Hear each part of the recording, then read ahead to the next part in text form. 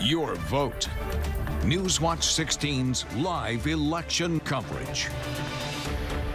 8 o'clock in the p.m. The polls are closed across Pennsylvania, and our coverage is just beginning here on WNEP2 and WNEP+. Thanks for being with us on Election Night 2025. I'm Scott Schaefer, joined by Newswatch 16 Stacey Lang. She'll be with us shortly at the big board. Our Election Night analysts are Corey O'Brien, the former Lackawanna County Commissioner, Democrat, and Jim Bognett, the former two-time Republican congressional nominee. And gentlemen, we have quite a bit to talk about. You know, there's always differences from when we're together during the primary and then when we get together again during the general election, but never before this one. We have a race for Commissioner in Lackawanna County, a special election that was not even on our radar back in the spring. What do you make of that?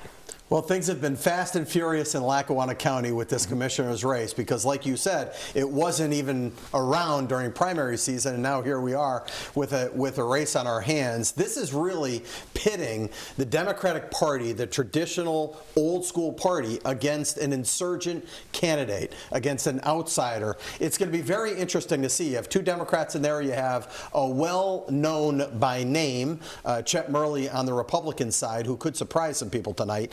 So there's a lot to cover. There's a lot to talk about in that race. It's going to be very interesting to watch throughout the night. But this is really old school, old guard versus new. Now, who's new? Is that Chet Murley? Is it Michael Cappellini? I guess the voters will tell us in a little while. Jim.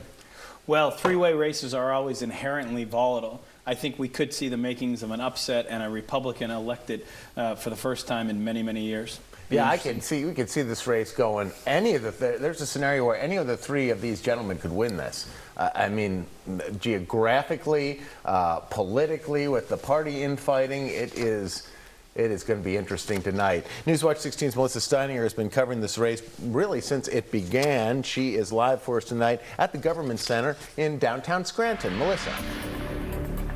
Yeah, Scott, it's been a long 9 months to get to this point. Twists, turns, up, down, fighting, months of court battles, but none of that really matters tonight. What matters tonight is who the public chooses to be the next Lackawanna County commissioners. Now, the polls have just closed. They started rolling in the ballot boxes here at the Lackawanna County Government Center, and behind me, they're starting to count those ballots from the drop boxes right outside.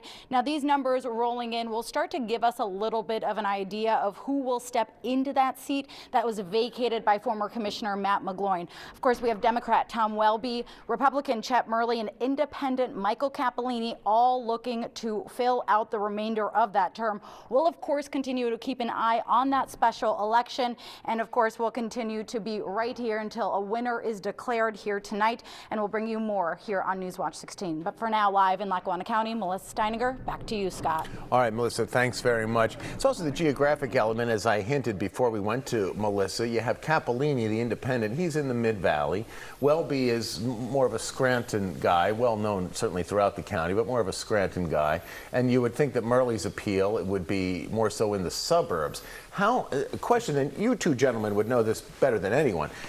How strongly does the Mid-Valley of Lackawanna County stick together and support its candidate? Because I always think back to the Bob Mello days when he just owned the Mid-Valley and just went from there. The Mid-Valley is strong, but the Mid-Valley doesn't control the vote in Lackawanna County. Dunmore controls the vote in Lackawanna County, make no mistake, followed by Moosic. Those are the two. They have the two largest voting precincts in all of the congressional district, two largest voting precincts by far in Lackawanna County. That really controls the outcome. Scranton is usually a splintered area, depending on where you are. The Mid-Valley does typically stick together, but it's not nearly the number of votes that Dunmore and Moosic carry, with Dunmore leading by far. So it's going to be very interesting if a Michael Cappellini can take Jessup and Dunmore together. If he can, and he can get out to a big lead among Democrats, he has a potential opportunity here. If he doesn't get out to a big lead, there could be upset in the making here. Also, when you have a three-way race, I think that also affects the geography and how it breaks down. The other thing I would mention is all three candidates were up on TV. You sometimes don't see that in races like this. I think that's going to bring in a lot of more voters in this race. It's going to be an interesting night all around. In the Poconos, Monroe County has 2 judicial seats open, which is a bit unusual in a county of that size. But 2 of the judges are retiring, so there's 2 openings, 4 candidates, 2 on each side. Newswatch 16's Emily Kress is covering this race for us, and she's live for us tonight in Monroe County. Emily. Scott, once those results are in, we will learn who will sit on the bench here at the Monroe County Courthouse.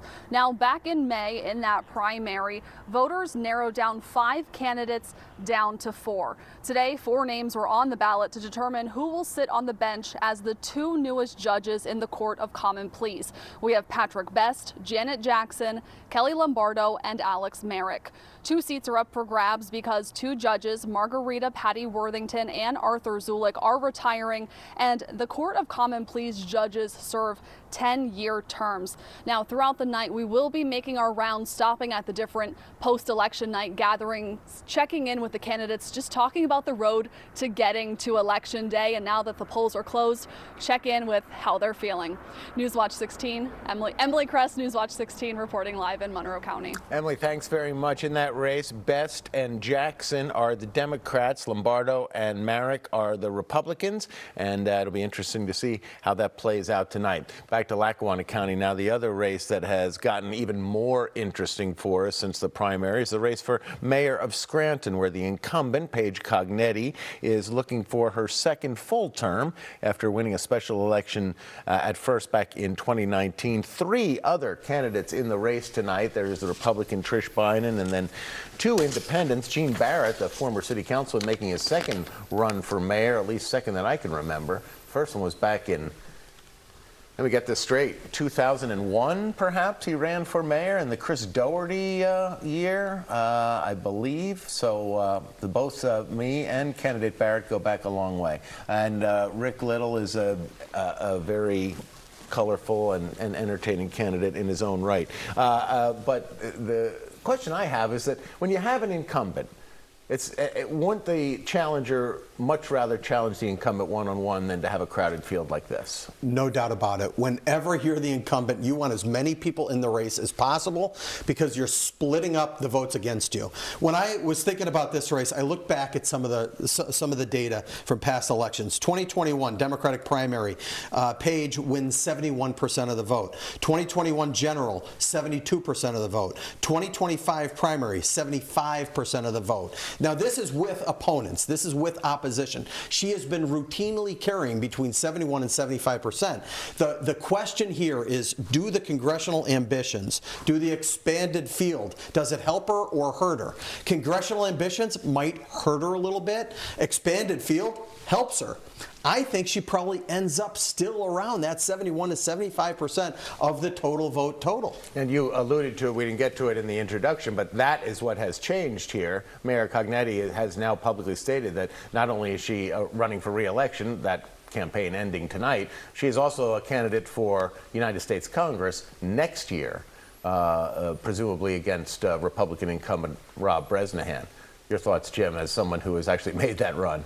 Well, we sat here in May, and she denied that she had any interest in that. She was firmly devoted to running for mayor. I think her interests have changed. She's raised $500,000 for the congressional campaign. I think she'll win tonight easily. It'll be interesting to see if the numbers are as strong as Corey predicts. That would show that she's doing good in her base. But I think we're going to see a barn burner of a congressional race next year. How does she have to get 70%? What if she comes out with 65% tonight? Is that a sign? What if she comes out with 58% tonight? Is that how bad does that reflect on her as she moves forward with the next campaign? I think if she comes out with less than 65, that's problematic.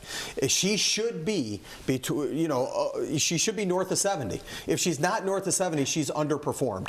At 65, okay, I kind of get it. You have 2 candidates in there. Remember, Gene Barrett?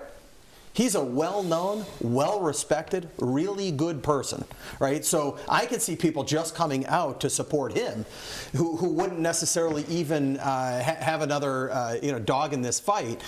But really, I think 70% or more, it's going to be important. It's going to be important among that fundraising base. When people give you money for congressional campaigns, they want to give winners money, right? And if they see any weak link in that chain, they're going to be out. And they're gonna put their money elsewhere. And that's really the number. The numbers is what we're looking at tonight in this race, because clearly someone of Paige Cognetti's political acumen does not come out and say, I'm running for Congress, if there's even a scintilla of worry that she's going to lose this race that she's in right now. Well, she is sure she's going to win this race, but we'll see the numbers. I think she probably will win this race. But one thing that I think, if not unprecedented, is very rare. We both know how hard it is to run for Congress. It consumes your life. We both know how hard it is to be mayor of Scranton. How do you serve as mayor of Scranton with all the responsibilities that entails and put on a challenger race for Congress? That's a big challenge over the next 12 months for her. As I'm sure the Republicans will be pointing out starting tomorrow. Or tonight. All right. Newswatch 16's Jack Culkin has been covering the mayor's race, and he joins us now live from downtown Scranton outside City Hall. Yes, indeed. Jack. Scott, Corey, Jim, good evening. And while Congress is a talking point, the race many people are focused on here in Scranton is for the top seat in City Hall. We are seeing 3 challengers looking to claim that seat and take it away from incumbent Democrat Paige Cognetti. To go over her resume a little bit, she did grow up in Oregon, moved to Scranton, had a family in here, and is now seeking her second full term as mayor here in City Hall. She's advised several campaigns throughout the years, working under President Barack Obama's campaign and several other presidents. She also has made an impact in here locally before taking to City Hall as the director of the Scranton School Board. She carries an MBA from Harvard Business School, so she definitely brings a big resume into City Hall as she looks to secure this second full term. She was first elected as an independent back in 2019 after the resignation of former Mayor Bill Courtright, who was later charged with bribery and corruption. Moving on from her, we go across the aisle to Republican Trish Bynum. She has lived in Scranton for 34 years and has an accounting, financial, and business background, something that she plans to carry on in when she wins her race for City of Scranton's mayor. We then move down to Rick Little. He is a member of the AAA Mission from God Party. He is a transplant coming to Scranton in the early 2000s. He critiques the government system and says that that can be fixed, and it starts at the city level, and that's why he's pursuing this race here in Scranton. He looks to bring transparency back to the office. And then last but certainly not least, we have Gene Barrett with the Barrett for Mayor campaign. As you guys mentioned, he is a legacy figure here in the Electric City from his time on council with the Scranton Sewer Authority. He brings up more than 40 years in the private and public sector to this race, and it's definitely going to be interesting as the night goes on and the numbers start to come in. We'll have updates from most of the candidates coming up later tonight. Jack Culkin, Newswatch 16, live in Scranton. Good luck tonight, Jack. Looking forward to your reports all night long. And here it is, just 13 minutes after 8 o'clock. We already have some statewide numbers coming in. We get those boards right off the bat. And our first one is the race for Superior Court of Pennsylvania. There's one open seat vacated by Democrat Dan McCaffrey. He was elected to the Supreme Court in 2023. So the candidates are Brandon Newman is the Democrat. He's from the Pittsburgh area. The name might be vaguely familiar. He did serve in the Pennsylvania State House for a number of terms. Maria Batista, also from Western Pennsylvania, ran for Superior Court once before and lost. And Daniel Wasmer, he is from, that is not the Libertarian Party, that is the Liberal Party, which used to be known as the Keystone Party, and I apologize because I don't know very much about either. But the early returns show that Judge Newman from Washington County is ahead of Judge Batista from Clarion County by a wide margin. Again, what do we always say about the early returns statewide in Pennsylvania? Where do they come from, gentlemen? Big cities. Big cities. So those numbers will certainly tighten quite a bit between now and then. Let's go to race number 2. That's the race for Commonwealth Court. One seat in Commonwealth Court is up for election after Judge Ellen Seisler, who is a Democrat, announced her intent to retire by the end of this year. So we have Stella Tsai is a judge in Philadelphia, and Matthew Wolford Crawford, who is an environmental attorney from Erie County. And again, the same basic split here in this race as well. Our next race is the retention races, and this is something we're going to talk about at length tonight. And I'm sure the early returns will show that the three justices are doing quite well because the early returns seem to be very strongly Democratic here. So in race number 3, it's retaining Judge Donahue. That is Judge Christine Donahue, East Stroudsburg University graduate. She has a retention rate. She is up to 81%. So her number is actually a little bit higher than the other numbers we're seeing from the strongly Democratic returns at this point. The next would be retaining Judge Kevin Dougherty. He's from the Philadelphia area, elected to the Supreme Court obviously 10 years ago, the same 81-19 split. And the third judge is Judge David Wecht, who served on the Superior Court before being elected to the Supreme Court. He's from Allegheny County, the son of the noted forensic pathologist Cyril Wecht, whose name might sound vaguely familiar as well. And again, 81 yes to 19 no. Let's reflect on this race while we have these numbers up now. This is the first time in my recollection that there's been a real partisan push to oust statewide member of the judiciary. The one time it did happen was Russell Nigro back in 2005, but that was a bipartisan thing. Voters angry about the pay raise that the lawmakers kind of gave themselves and gave the judges as well, and Nigro had the misfortune of having his retention vote come up in the groundswell of that anger. This is the first time I've ever seen it be a partisan effort to oust the three judges. Well, part of that may be, and Corey and I disagreed on this in May, but many of us on the Republican side of the aisle think this is the most activist Supreme Court we've ever seen in Pennsylvania's history. From my personal experience, the Supreme Court came in and seized control of redistricting in 2022. It was the first time in a long time that we didn't have a regular redistricting, that the governor and the legislature had to come together on maps. The Supreme Court came in and imposed their own maps. I think that accounts for a lot of the energy on the Republican side to not retain these three judges. I think there was a suit, though, that came before the judges. They didn't just walk into work one day and say, we're going to redraw the lines. The suit came before them, and they... That is correct, but they didn't have to seize control. They could have said, we're going to follow our Constitution and let the governor and legislature do it. Okay. Two background points that I think are important. One, what's a retention election to begin with, right? So these judges are first elected in a partisan race. They run as Democrats or Republicans. They serve for a 10-year term. Now this is a retention vote. If it's a yes, they serve another 10-year term. If it's a no, the governor, with Senate approval, appoints an interim, and then there's a new election in 2027. Judges have an unlimited number of terms, but there's a mandatory retirement age of, I think, 75. Mm-hmm. So that's kind of, putting this in perspective, number one. Number two, there's 8.9 million votes in Pennsylvania. 43% of those are Democrats. 41% are Republicans. Republicans have been surging in Pennsylvania over the last 10 years. So this is a significant issue because there's only about 16% of independents. But those 16% of independents matter in these races. So whatever we're doing, Republicans fall on one side, Democrats fall on another, it's going to be the independents that are deciding this. The only other place that we're going to talk about tonight where this is the case is Monroe County.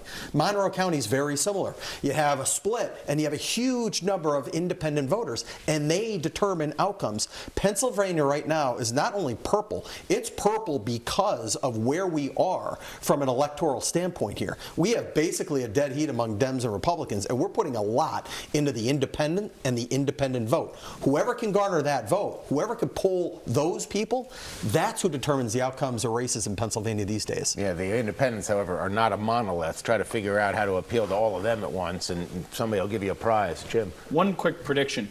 Both the campaign for and against retention was totally a slate. It was all three of them. So we're going to see those numbers all through the night. I would doubt there would be more than a 1% differentiation between all three candidates. My prediction would be either all three will be retained or none of them will be retained.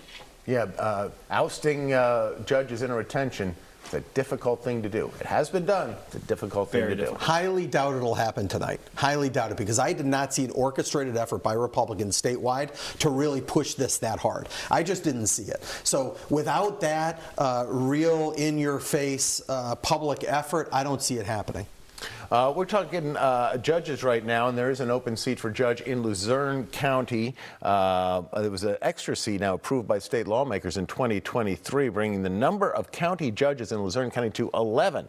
Two candidates, Mark Buffalino, familiar name, ran for judge in 2011 in that crowded race. I don't know if you gentlemen remember that. I think there was about 20 candidates in that primary. He didn't get through the primary then. Tom Mosca is an attorney from the Dallas area. Newswatch 16's Justin Gick is covering the Luzerne County judicial race for us tonight. Justin. Scott, good evening to you. That's exactly right. If you remember back in the May primary, Tom Mosca and Mark Buffalino both cross-filed trying to get either party's nominations. Mark Buffalino for the Democrats defeated Tom Mosca for the Democratic primary. Tom Mosca winning the GOP primary in May. I'm joined now by the Democratic candidate, Mark Buffalino, right now. Mr. Buffalino, thank you so much for joining me today. My pleasure. First question for you is, since the primary, what has your focus been? Really on just continuing to do what we did in the primary, which was reach out to the voters of Luzerne County to get our message out, which is that we've been endorsed by the law enforcement, most of the labor unions, and to get our message out about how we have been a trial lawyer. I've been a trial lawyer for 30 years, and everywhere you would find a judge. You know, if you're successful tonight, what are you looking to bring to the bench? Just my years of service, just to be of service to the people of Luzerne County. Given my broad breadth of experience, I can go into any division of the court. I'm just looking to go to work. All right, well, Mr. Buffalino, thank you so much for your time and best of luck tonight. We'll check in with you a little bit later tonight. Thank you so much. Thanks. Now, Scott, you know, as Mr. Buffalino said, he's received key endorsements. Also, Tom Mosca has received endorsements. So we're going to check in with the Mosca campaign in a little bit, and we'll be floating in between both of these candidates tonight. We're live in Pittston, Luzerne County. Justin Geck, Newswatch 16. Scott. The Mosca campaign, Justin, as you well know, is at Leggio's in Dallas. I'm sure we'll be seeing you out in the back mountain at some point then tonight. The race for judge in Luzerne County, we have seen these races over and over, and even though the candidates cross-filed, it comes down to one Democrat versus one Republican. We know how Luzerne County is going. Is that going to be reflected in this quote-unquote nonpartisan race tonight? Well, the numbers still hold for Democrats. I know we always talk about Luzerne County. We talk about the Trump effect there. We talk about Republicans gaining and surging in Luzerne County, but the numbers don't totally reflect that, right? So the Democrats still have a 10 percentage point lead among voters in Luzerne County. There's 54% Democrats, 44% Republicans. There's 205,000 voters, registered voters there. That 10% margin, if it holds up, it's a good night for Mark Buffalino. You know, like he said, the law enforcement background, the trial experience, labor unions, those things matter in Luzerne County. So while Republicans have been surging there and doing well in recent years, they're not the majority party there. They're still down 10%. So if the margins continue to hold, I would think Mark Buffalino is successful tonight. It's hard to believe that that is the truth, but yes. You know, I'd love to consult with Corey about the numbers. My understanding is that Republicans now have a 3,000 vote registration advantage in Luzerne County. We've seen it trend toward Republicans over the last few elections. I did better in 22 than I did in 20. Congressman Bresnahan did better in 24 than I did in 22. I think we've seen Luzerne County going Republican. Will that be offset by Buffalino's name ID, which is probably higher than Mr. Mosca's to start out with? I think those are the two questions that will define this election. Interesting race. We're keeping an eye on that as well tonight. The other county judge race is in central Pennsylvania. Columbia and Montour share a courthouse. State lawmakers approving a third judge from last year. Anthony McDonald is the Republican nominee. David Jones is the Democratic nominee. Both, I believe, are registered Republicans. McDonald was appointed to the bench in February this year, meaning that Attorney James is running against an appointed incumbent. How much of an advantage does that give the candidate in this race that he's already sitting on the bench? You'd always rather be the incumbent. But yeah. it brings with it though a double-edged sword, though, wouldn't it? Would it not? I mean, if there's a case that comes through that is controversial, you have that on your record as you go into the election. That is true, but I haven't seen any cases that have really been controversial to bring him negative attention, but that is a great point, Scott. Yeah, I mean, being the incumbent matters, and incumbency does matter to some extent. If you're there a few months, I'm not sure that it matters much. But a sitting judge being able to run for judge as judge, there is an impact there. Yeah, makes a difference. That Newswatch 16's Mackenzie Walker will be covering that race for us tonight as we go along. Mackenzie, tonight, I imagine you're in Bloomsburg as we speak. Hi. Oh, Montour County, pardon me. Hi, Scott. Yes, I'm actually in... Yes. Good evening, Scott, Corey, and Jim. The Montour-Columbia County judges race has 2 candidates on the ballot for a new seat on the bench. State lawmakers approved a 3rd judge last year. In February 2025, Republican Anthony J. McDonald was appointed judge. McDonald has 30 years of legal experience. He says that fairness and justice are issues that are important to him. McDonald won the Republican primary in May. Columbia County Assistant District Attorney David James is a registered Republican, but won the Democrat nomination in the May primary. James has experience in criminal law as an assistant district attorney, public defender, and private defense attorney. Issues that are important to him include the community safety and making sure that people are represented correctly. Now, there is a possibility that a winner tonight might not be decided since Montour County doesn't count their write-in ballots until tomorrow. Stick with us here on Newswatch 16 as we bring you continued live election coverage. Mackenzie Walker, Newswatch 16, live in Montour County. Thank you very much, Mackenzie. We certainly hope the race is decided tonight. We'll be on the air here, through 10:30 here on WNEP2 and WNEP Plus, and then it's off to Newswatch 16 at 11 over on WNEP, and we should know most of the winners by then. In fact, some of these early returns suggest that we'll know some winners very soon. Gentlemen, with a number of other races, and certainly all the row offices in Lackawanna County are up. And Corey, you thought there was a particularly interesting one for the Clerk of Judicial Records. Yeah, I think this is another race where it's really the Democratic Party versus outsiders. Colleen Garrity in that race is certainly a lifelong Democrat who bleeds her party. She's facing the incumbent who served for a few months, Lauren Bieber-Malin, and that'll be a very interesting race to see. Lauren Bieber-Malin was appointed, and she's the daughter of George Bieber, a very popular figure in Lackawanna County for sure. Big-time Republican, but also supported a lot of Democrats, and including myself. I had an opportunity to work with him when he was a director of public safety at the airport, and he did a magnificent job. But a gem of a guy, passed away recently. Lauren Bieber-Malin was appointed to the position, so she's the incumbent running for the term. Colleen Garrity, who has an awful lot of support within the Democratic Party. Look for her to do potentially very well here tonight against an incumbent. But this is one of those races where, there's a power struggle in the party as to who's running this party, who's in charge of the party. The party is supporting Lauren, and others aren't. So it's going to be very interesting to see how that race plays out when we're looking at this broader scope of the party versus the insurgent kind of campaign. The party versus the party. What's going on? I mean, tell us what you have been a Democrat as part of the party in Lackawanna County. You've run against the Democratic Party in Lackawanna County. What's going on? Yeah, well, let me just tell you. I mean, Chris Patrick, the Democratic chairman, and Senator Marty Flynn had a candidate, right? Bill Gaughan wanted to put in, when Matt McGloin left, Bill Gaughan wanted to put his own candidate in there. That's not the way the process works. The Home Rule Charter is fairly clear with respect to this point. Files a lawsuit to have his own candidate put in there. That lawsuit really goes nowhere, although it went to the Supreme Court. Denied, lower court, denied appellate, denied at the Supreme Court. I never thought it had a shot. It didn't have a shot.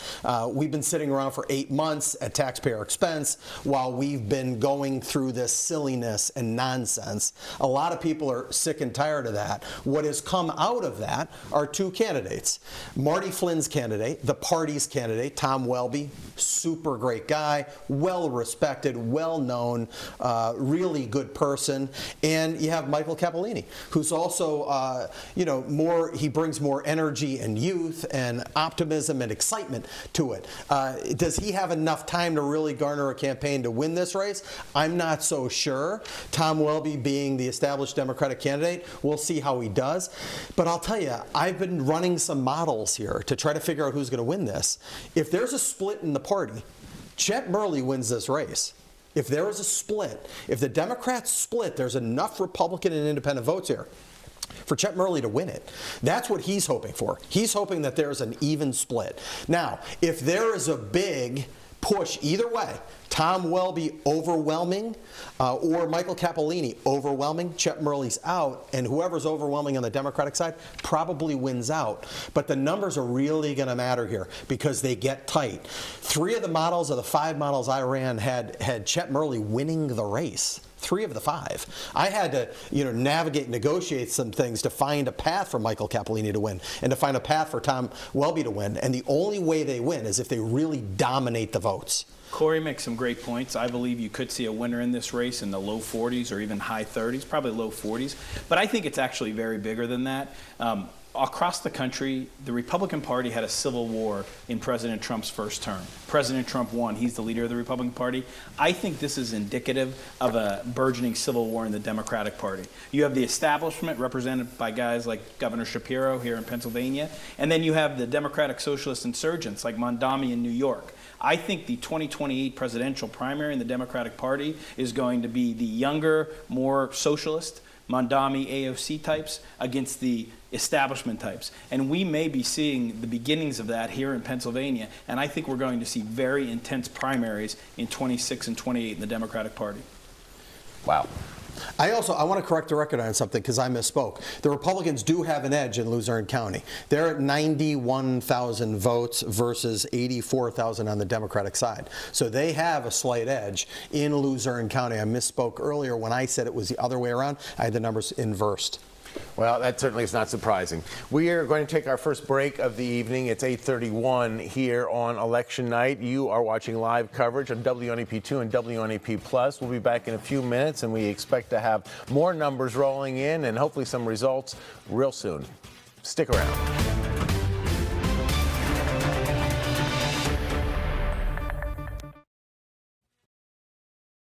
I'm Veronica. My name is Darvin. I'm Courtney. I'm Jackie. And we switched to Consumer Cellular. My previous provider was terrible. Surprise, we've changed your rate. We wouldn't get to talk to a person. And then all of a sudden it disconnects. Now with Consumer Cellular, no problems. Better customer service. They tell me exactly what I'm paying and why I'm paying for it. It's within $1 of being half of my old bill. With Verizon, I was paying about $150 a month. With Consumer Cellular, I'm paying about half that. Okay, this is doable. This is affordable. I'm getting the exact same coverage for half the price. That's a beautiful thing.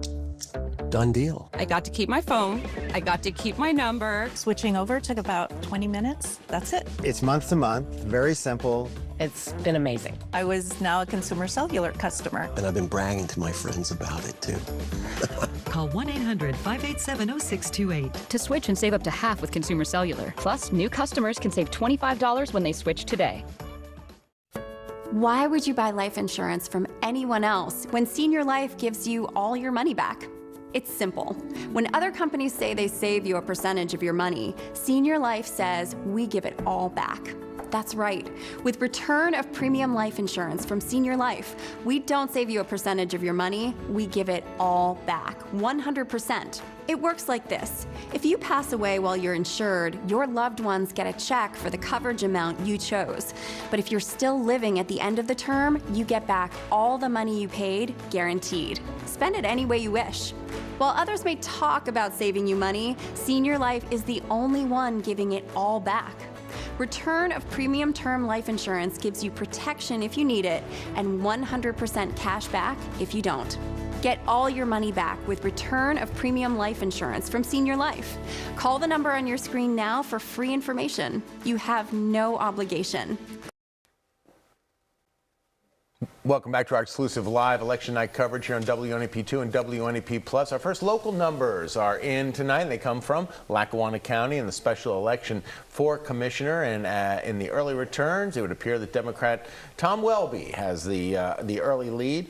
Independent candidate Michael Capolini is a distant second, and Republican Chet Murley not too far behind him. But again, these are very, very early numbers. We don't know if these numbers are coming from one of the strongholds of Mr. Welby, then that could explain the numbers. But early numbers show Democrat Tom Welby in the lead, not necessarily surprising. He is a well-known name in Lackawanna County, former state representative, longtime political worker, participant. And just a guy who everybody knows, Tom Welby. These numbers don't surprise me in the sense that I think they very well might be some of the early mail-in vote where the Democratic-backed establishment candidate would have the best vote-gathering operation on the mail-in votes. Mm-hmm. All right, well, that'll be something to keep an eye on through the night. Another race we're keeping an eye on, obviously, is the race for mayor of Pottsville. And there's certainly been an up and down last 4 years for the city of Pottsville. 3 different men have sat in the mayor's office in that city. The first 2 stepping down for reasons of health concerns, sad to say. The third man who's sitting in the office now is not running for the full-time job. So there will be a 4th man as mayor of Pottsville when it's all said and done. City Councilman Andy Wolyung is the Democratic nominee, and retired financial advisor Tom Smith, well known for his work with the YMCA in Pottsville, he's the Republican nominee. Newswatch 16's Adi Iyer is covering the mayoral race in Pottsville tonight. Adi. Thank you, Scott. Yes, I'm right here with Tom Smith, who's a Republican candidate running for mayor of Pottsville. Now, Tom, I wanted to ask you, there's a lot of people here for your election party here tonight. How do you feel about that? How do you feel about the election overall? I feel really good about the election, and this is my support people. These are all friends, family members, mostly friends, but feel really good about the election. One thing I focused on was not whether it be red or blue, Democrat, Republican, Independent, whatever. It was about representing everybody. I wanted it all-inclusive. This municipal race, it's not a national race, it's not a state race, so I wanted to represent everybody from every community. So I think it spoke well, and I think that people listened, they got the message, and we're ready to move forward. Now, Tom, there's been a lot of changes in Pottsville regarding the mayor, at least. We had Dave Clue step down, Mayor Mark Atkinson also stepped down, both for health issues. Can you tell me, I mean, with all these changes to Pottsville, what are you hoping to provide as the mayor of Pottsville if you were to win today? So first I'd like to say my friend Dave Clue just passed recently. Great mentor, guy gave me a lot of pointers. Had some heart issues and that caught up with him, but back to what I'm going to offer. I'm going to offer stability. I'm retired, so I'm not going to be a part-time mayor. I'm not going to be, as my counterpart said, what do you expect? We only work 1 day a week or 1 day a month. I'm going to be a full-time mayor, but I want to offer the stability and bring everybody together and know that my door's open. It's going to be total transparency, and I can be contacted, or we're going to have people that will actually listen and respond back to code enforcement, to your council people. You're actually going to be able to go into council, ask a question, not be yelled at. Well, thank you so much, Tom, for joining us today. We're going to check back with Tom and the overall Pottsville mayoral race in a few minutes in WNEP Plus, as well as Newswatch 16 at a later edition. For now, we're going to check in with the other candidate for Pottsville, Andy Wolyung, and we'll get back to you soon. For now, this is Adi Iyer, Newswatch 16, reporting live in Pottsville. All right, Adi, thanks very much. The Tom Smith party tonight at the Chopping Block in Pottsville, and while the candidate said it tried to make it nonpartisan, the Republicans in Pottsville really ran as a ticket. 2 city council candidates and the mayor running as really a 3-team ticket in the city. Democrats, a little bit of a schism in that party in Pottsville as well, as I understand it, and that race down there took some fairly nasty turns at points with certain mailers and other kinds of advertising. I think they left a sour taste in the mouths of a few people in Pottsville, but it's over now, and we're going to be counting the votes. Thoughts about running as a ticket in a city such as Pottsville? I want to address the interview that we just heard. I thought it was a great interview. Republican or Democrat. It was a great interview. Somebody who's going to be full-time, somebody who's going to have an open door, somebody's going to listen and not yell. I mean, this is what people want in politics. I'm hopeful that more people, whether they're retired, whatever age they are, but certainly retired with a boatload of experience, whether they're Republican or Democrat, that they seek political office. Because having more people who interview like that in office and running for office, it's a better political process, and we will run better governments. So just something I think is important to note. We need good people to run on both sides, in both parties, who can come together at the end and govern, not based on label, but based on idea. And I just liked what I heard there. You should run for, sorry. I will say that in these lower turnout, odd year elections, running as a ticket often does have some advantages because you're trying to bring in and cross-fertilize your supporters. And if you have 3-4 people running together, that really helps them get out. Speaking of the bad taste in your mouth, Pottsville ended my high school football career the day after Thanksgiving in 1992 in double overtime, 26-20. That's about the only thing I could think about when I think about Pottsville. The Crimson Tide. All right, gentlemen, we don't have any numbers yet from the mayor's race in Pottsville. We do have numbers from the mayor's race in Scranton. We'll get to them momentarily. But first, we want to check in with Newswatch 16's Stacey Lang. She's at the big board, keeping an eye on the race as it's breaking down. Yeah, Scott, we have some numbers on the big board, which is very exciting. We are able to track statewide results here on the big board, and that, of course, is the judges' elections and those retention votes that we were discussing earlier in the show.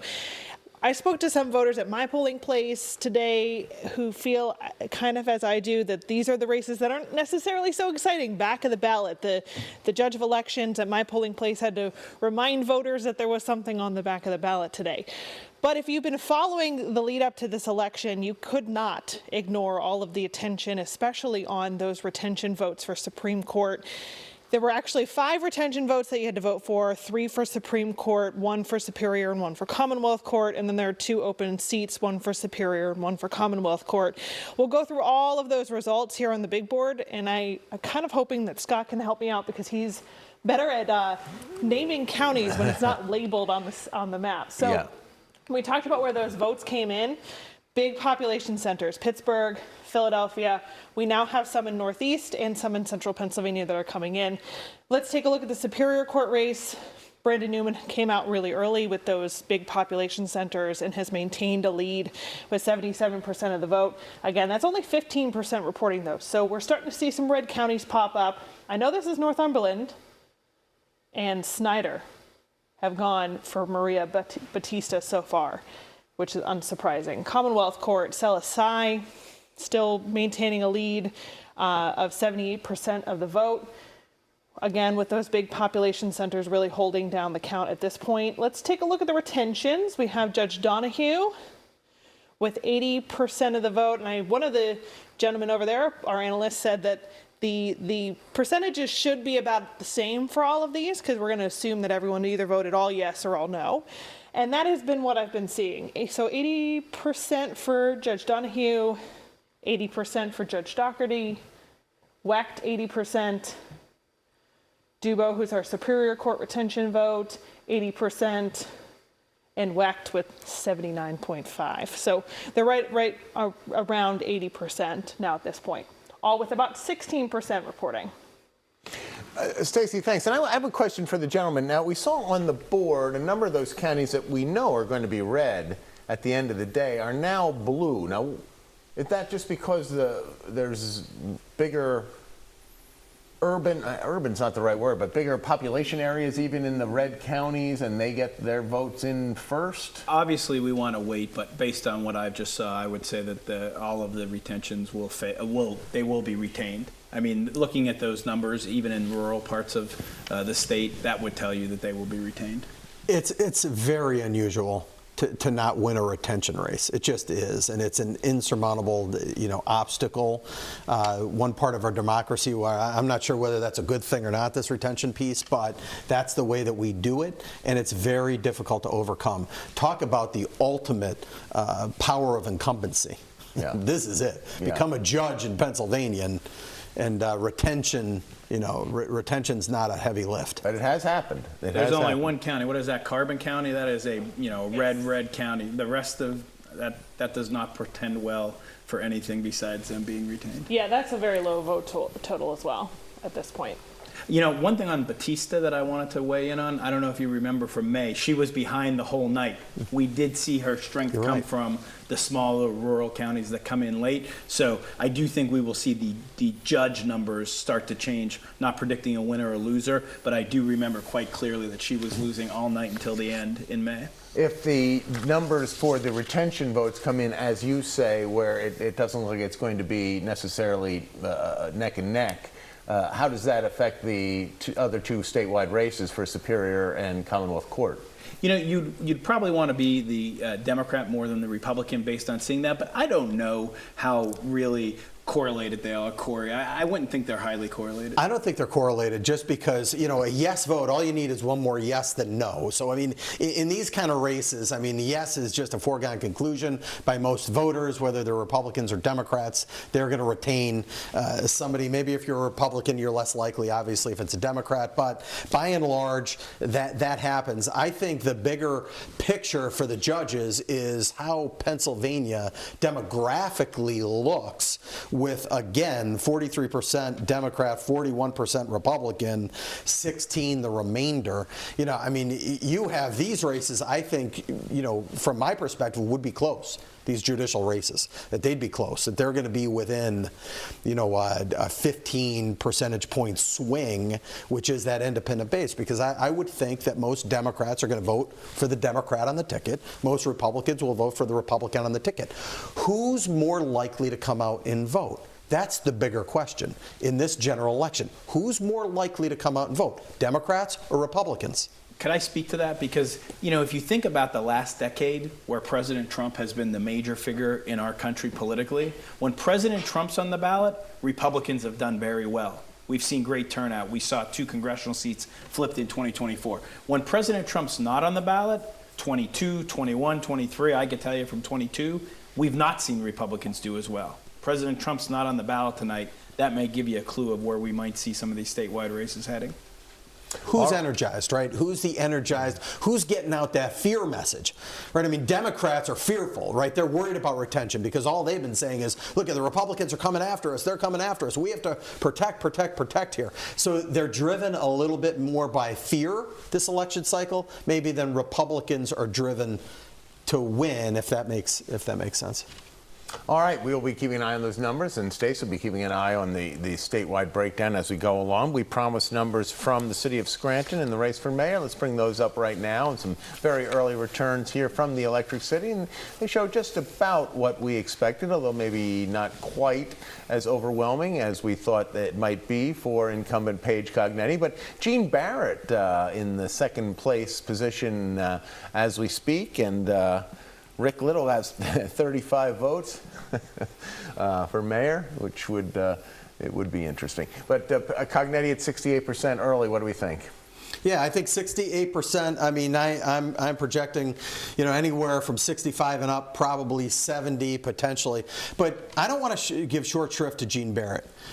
Jean Barrett, in addition to just from a disclosure standpoint, being a personal friend of mine and somebody I like an awful lot, this race just shapes up so well for Paige Cognetti. And it's just very difficult to see her dipping much below 70%. Any dip below 70%, I think, tells you that the whole idea of leaving and running for Congress and announcing that prior to this election had an impact, number one. And number two, that Jean Barrett, a Democrat running as an independent, had an impact as well. And that could siphon off some of her vote. Again, 71 to 75% is her historical vote total. I could see a Jean Barrett and that, the congressional ambition being enough to push her down 3 or 4 percentage points. We're at 68%. That would make sense to me. To me, the big question in this race tonight is when Paige comes out to give her victory speech. Is it a speech about Scranton, or is it a speech about why she should be sent to Washington? We're going to hear it live when it happens. I can tell you that, no doubt about it. All right. We are at 48 minutes past 8 o'clock tonight. The polls have been closed for more than 3/4 of an hour. We're starting to get a good feel for where we are going here on election night 2025. So why don't we run down the numbers as we see them right now, starting with race number 1, and that is Superior Court. And there's one open seat, and it's the Democrat who is the early leader. That is Judge Brandon Newman from Washington County.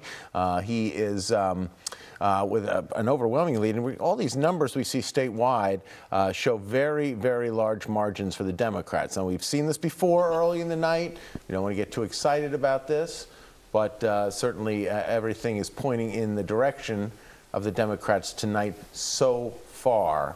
Important words there. Race number 2 is the open seat on Pennsylvania Commonwealth Court, and Stella Sy from Philadelphia, again with that lead. And then the big numbers, or the big race that everyone was talking about statewide, was the retention races. First up is retaining Supreme Court Justice Christine Donahue, and Justice Donahue, there you're 79-21. So these numbers were at 80-81%. The last time we looked, they've dipped just a bit, and that was predictable because we don't expect anyone to last at 80 and 81%, but 79 is pretty darn close.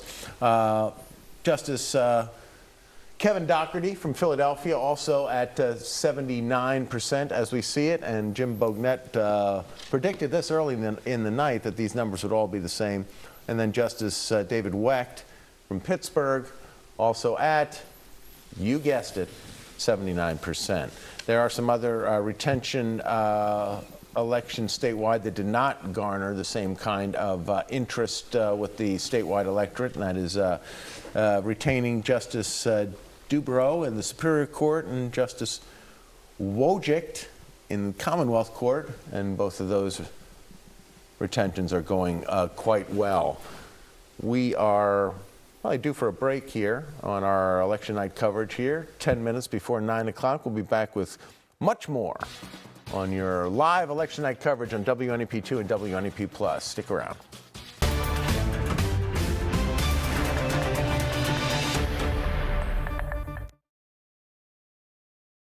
Why would you buy life insurance from anyone else when Senior Life gives you all your money back? It's simple. When other companies say they save you a percentage of your money, Senior Life says we give it all back. That's right. With return of premium life insurance from Senior Life, we don't save you a percentage of your money, we give it all back, 100%. It works like this. If you pass away while you're insured, your loved ones get a check for the coverage amount you chose. But if you're still living at the end of the term, you get back all the money you paid, guaranteed. Spend it any way you wish. While others may talk about saving you money, Senior Life is the only one giving it all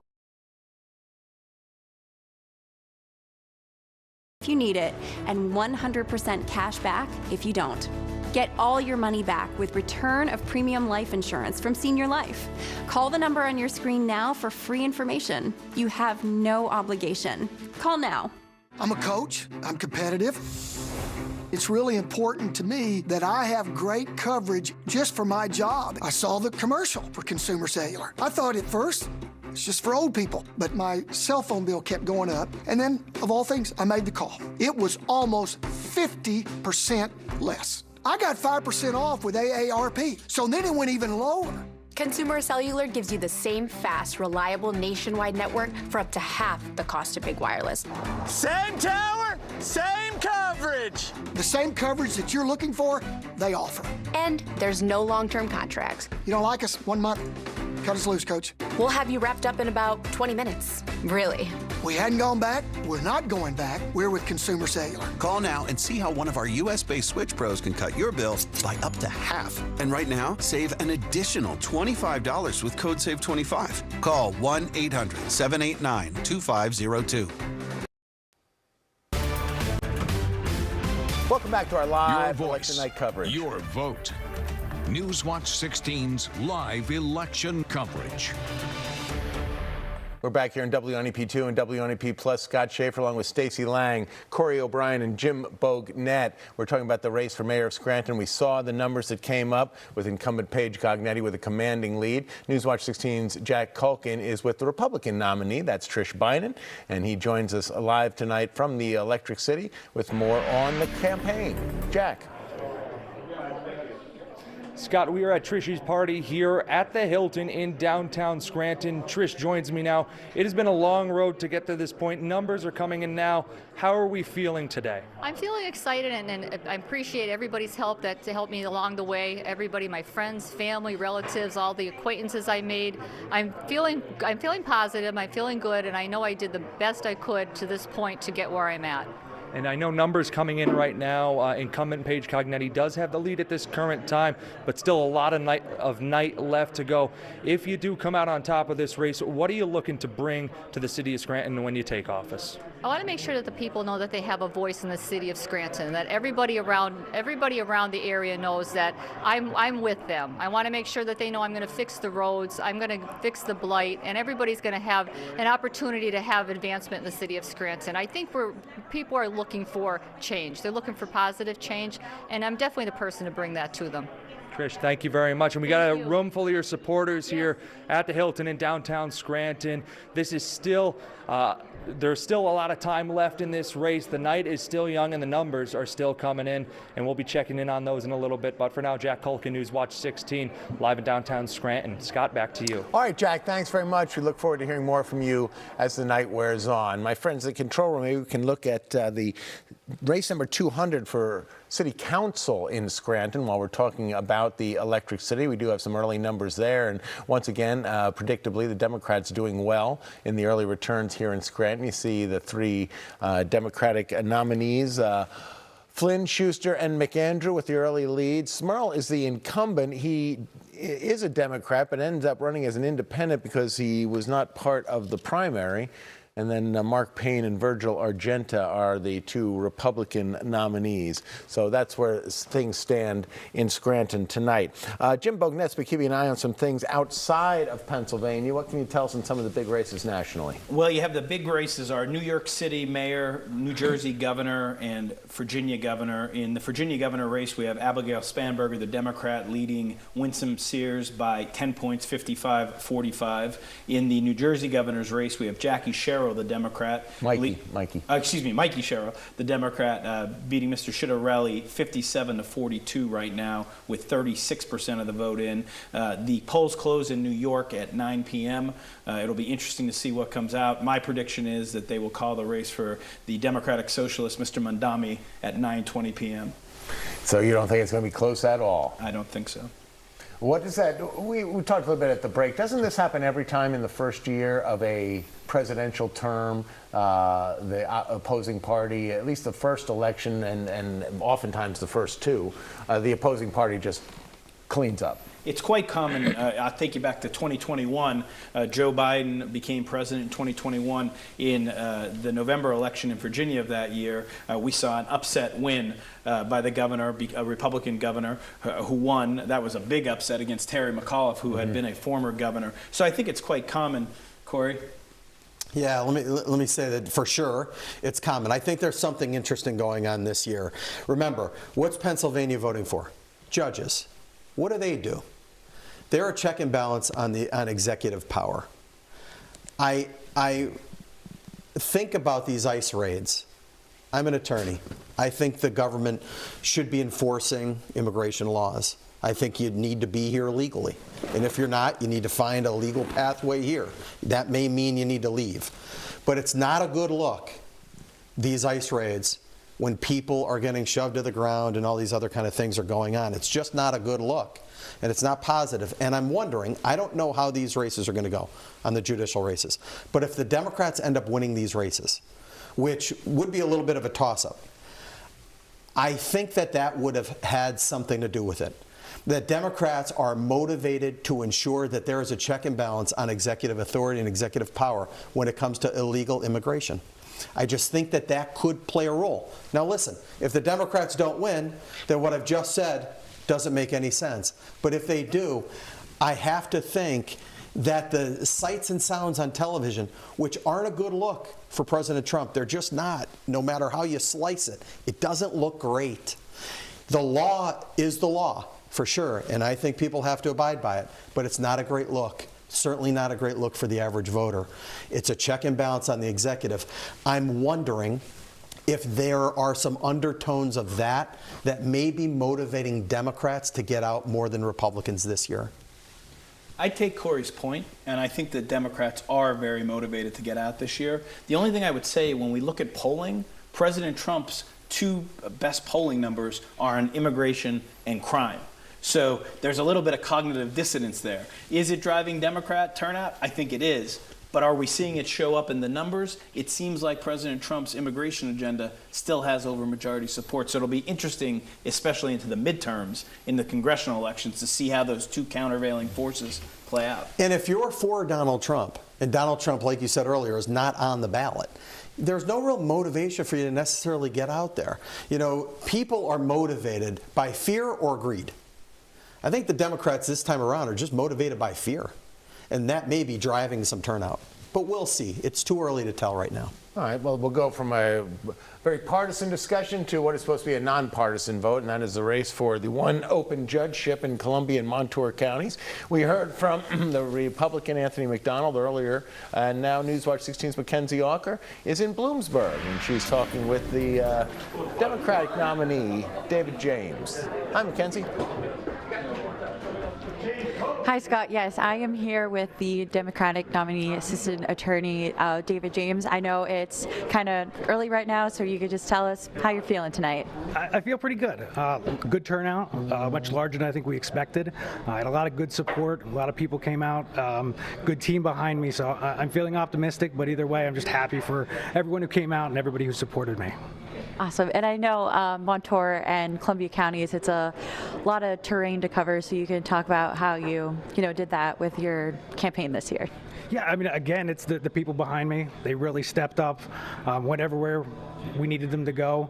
I got the word out, so the people behind me really did a lot of the legwork, so I can't thank them enough. Awesome. Yeah, it looks like you got a lot of group of people here, so you could talk about, what that means to you. I mean, it means the world. I mean, since day one, I've had this group behind me, and I couldn't thank them enough. I mean, it's really been amazing. Awesome. Now we could just talk about, if you do win tonight, what you plan to do once you get in. I mean, it's just get to work. I mean, start from day one, get my plan in place, what I want to see for the judiciary, what I want to see for the residents of Columbia and Montour County. So it's just a lot of hard work.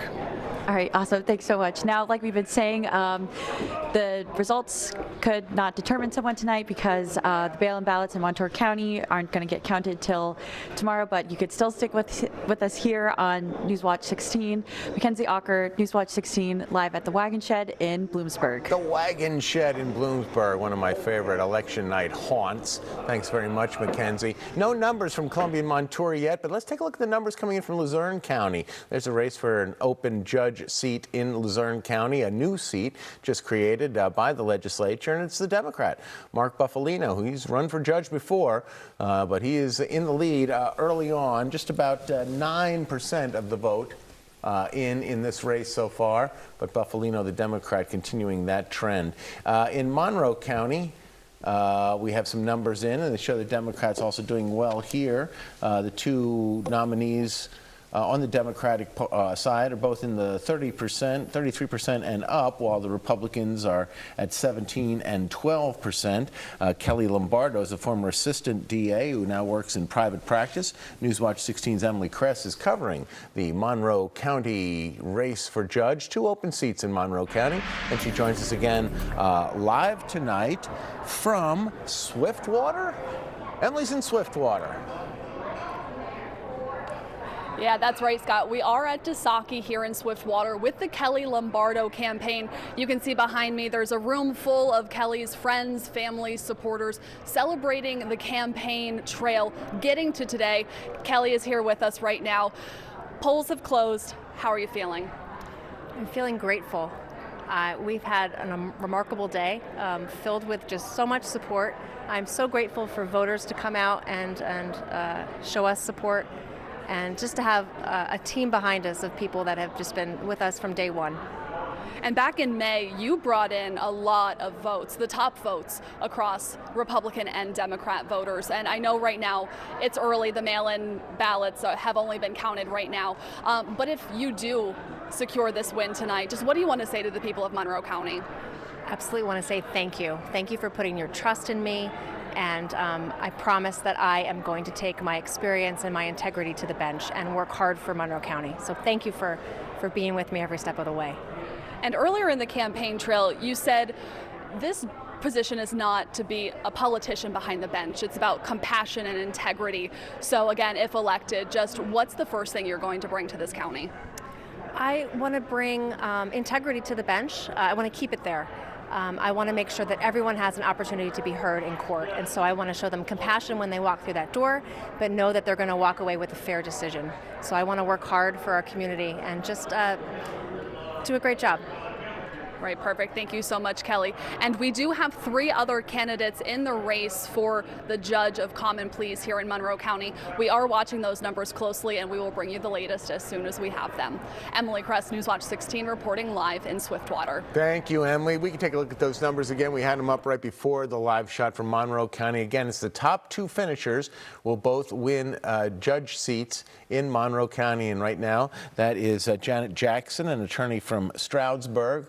She has 39% of the vote. Patrick Best, an attorney who is vice president of the Monroe County Bar Association. He's in second place at 33%. And Kelly Lombardo, who we just heard from, former assistant DA Alexander Marek, who is an assistant DA in Northampton County with the law office in Stroudsburg.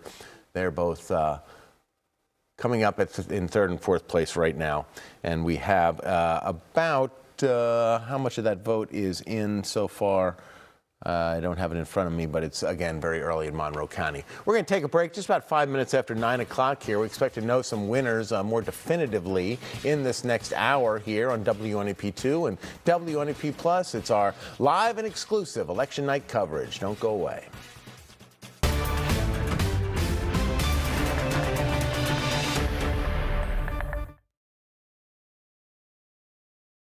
My name is Darvin. I'm Courtney. I'm Jackie. And we switched to Consumer Cellular. My previous provider was terrible. Surprise, we've changed your rate. We wouldn't get to talk to a person. And then all of a sudden it disconnects. Now with Consumer Cellular, no problems. Better customer service. They tell me exactly what I'm paying and why I'm paying for it. It's within $1 of being half of my old bill. With Verizon, I was paying about $150 a month. With Consumer Cellular, I'm paying about half that. Okay, this is doable. This is affordable. I'm getting the exact same coverage for half the price. That's a beautiful thing. Done deal. I got to keep my phone. I got to keep my number. Switching over took about 20 minutes. That's it. It's month to month, very simple. It's been amazing. I was now a Consumer Cellular customer. And I've been bragging to my friends about it too.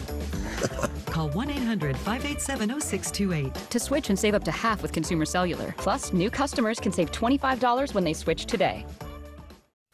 Why would you buy life insurance from anyone else when Senior Life gives you all your money back? It's simple. When other companies say they save you a percentage of your money, Senior Life says we give it all back. That's right.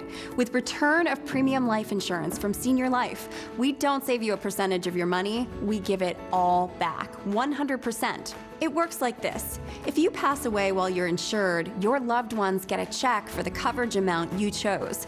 But if you're still living at the end of the term, you get back all the money you paid, guaranteed. Spend it any way you wish. While others may talk about saving you money, Senior Life is the only one giving it all back. Return of premium term life insurance gives you protection if you need it and 100% cash back if you don't. Get all your money back with return of premium life insurance from Senior Life.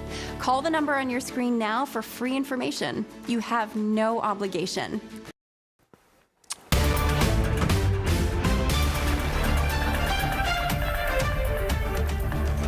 Well, as predicted, we have our first winners of Election Night 2025, statewide races, and it is the retention races for the 3 judges. We'll take a look at the numbers now. The Associated Press is calling this race that all 3 judges have been retained with overwhelming majorities here. Christine Donahue, Kevin Dougherty, and David Wecht, the 3 Democratic Supreme Court justices. There you see Donahue with the check mark, Dougherty with the check mark, and Wecht is going to have his own check mark as well. And all of three far ahead of 70% at this point, even with the early returns coming in. This one's not even close. Gentlemen, just about what we expected was going to happen. I think once you saw those counties early in the center part of the state all going that way, we knew where this was going. It's an uphill battle to try to do, just an uphill, difficult thing to try to do. I didn't research this, but just from a historical standpoint, I think these retention votes are usually in the 70s. Really, that wide? I think that this is a fairly typical year with respect to retention. Now, I have not done the research, so I can't be sure of that. But if my memory serves me correct, 70s is about what we typically say. And just to point out, there is a Republican judge up for retention in Lackawanna County. That would be Andy Jarbola. He is also way ahead in his retention race as well. So it's not just a party thing. It's not just Democrats coming out and voting straight party.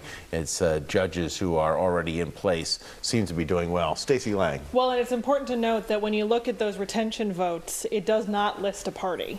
It's just yes or no. Mm-hmm. So when it comes to Andy Jarbola specifically, he served as district attorney in Lackawanna County for 30 years. I bet a lot of voters don't even know he's registered as a Republican and would either vote yes or no. And that would be the same with those statewide races. I do want to take a quick look at where those counties are divided.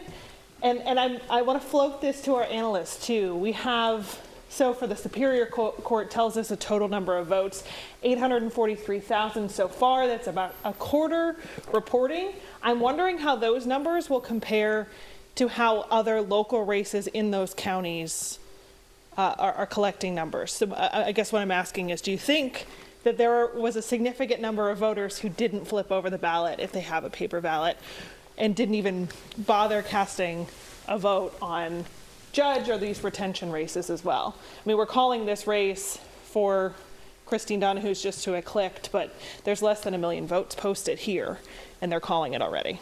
Well, let me give you a great example. Andy Jarbola, probably one of the most well-liked political figures in all of Lackawanna County, and he has been for many years, right? So for 30 years, Andy Jarbola is on the top list of the most popular candidates in Pennsylvania, probably one of the most popular judges, although we have several who are very popular there from a judiciary standpoint. But this is a great example. Andy Jarbola was buried on the ballot. Back page, bottom. Literally the last question you're going to answer is Andy Jarbola. When I'm going through my ballot, I'm looking at all this, I'm like, where's Andy? Where's Andy? He's literally the last one at the very bottom. How many people flipped it over? I don't know. But in Andy Jarbola's case, you could tell he's getting a lot of votes. Again, he's very popular, but people did turn it over to answer that question, at least in Lackawanna County. In my polling place, they handed me the piece of paper and said, remember, there's a back. So I know that judges of elections took that to heart today. Well, that's where we stand now. The another judge race we are watching is in Luzerne County, where there's one open seat. The Democratic nominee is Mark Buffalino. The Republican nominee is Tom Mosca. Newswatch 16's Justin Gick is at Leggio's in Dallas with Mosca. Justin. Hey, Scott, that's right. Yeah, we are at Mosca Election Party headquarters tonight, and there's a crowd here. You'll recall that back in the primary in May that both candidates cross-filed trying to get either party's nomination. GOP primary going to Tom Mosca and Democratic Party nomination going to Mark Buffalino. I'm joined now by Tom Mosca. Mr. Mosca, thank you so much for joining me this evening. Thank you for having me. So my first question to you is, since the primary, what have you been focused on? We've done a fair amount of knocking on doors, trying to get to talk to voters one-on-one.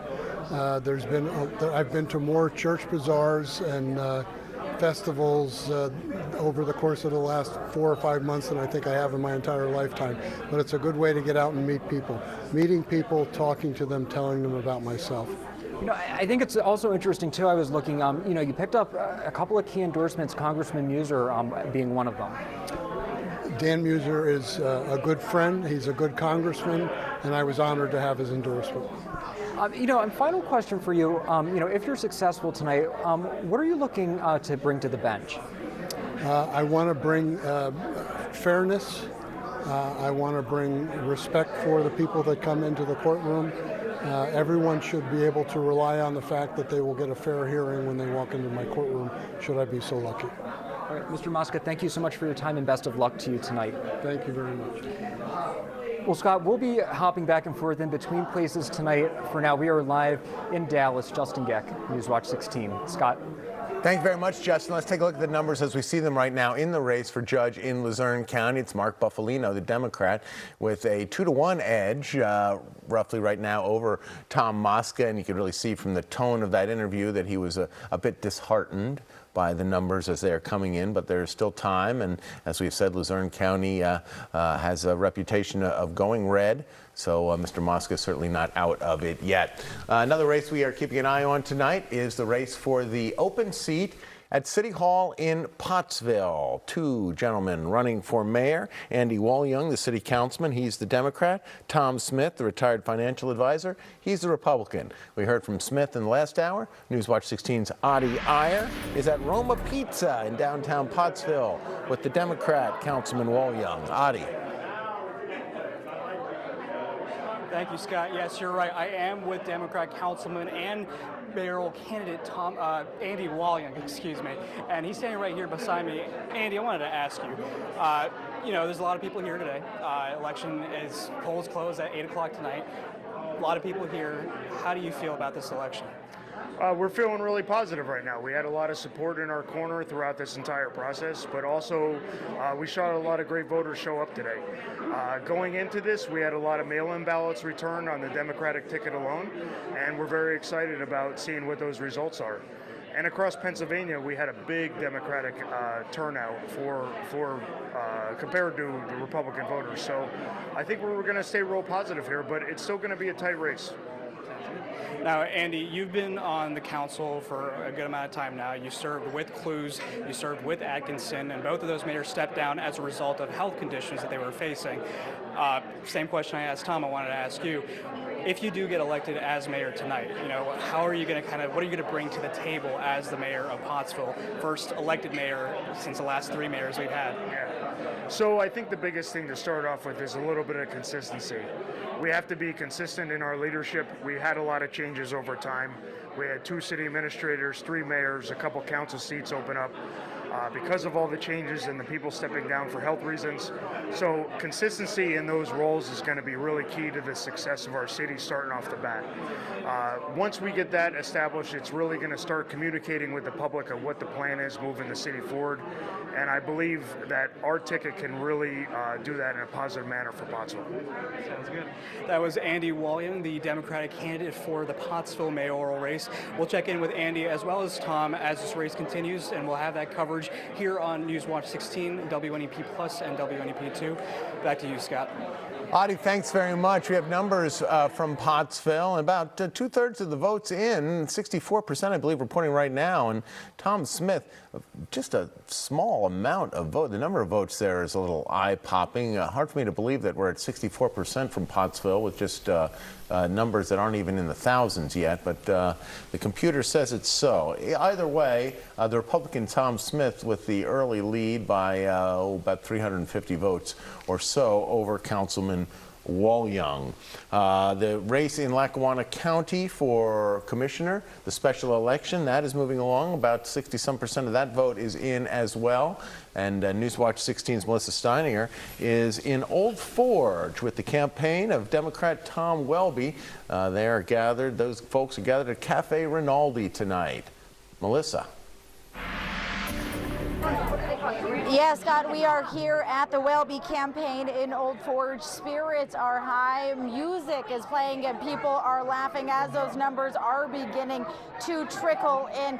Now, right now, Democrat Tom Welby has taken a significant lead with some of those mail-in ballot numbers starting to roll in here in Lackawanna County. He is vying for that vacated Lackawanna County Commissioner seat left by former Commissioner Matt McGloin back in February. It's been quite a journey to get to this point with the special elections, ups, downs, inter-party fighting, court battles, but none of that matters here tonight. They all want one thing, and that is to serve out the remainder of former Commissioner Matt McGloin's term, and that early lead again is showing here. Spirits are high, people excited, clapping, and of course, waiting for Tom Welby to get here. But for now, live in Old Forge, Melissa Steininger, Newswatch 16. Scott will continue to keep you updated. That's what you do best, Melissa. Thanks very much. Let's take a look at the numbers now. I misspoke. About 50% of the vote is in the Lackawanna County Commissioner special election, and Democrat Tom Welby is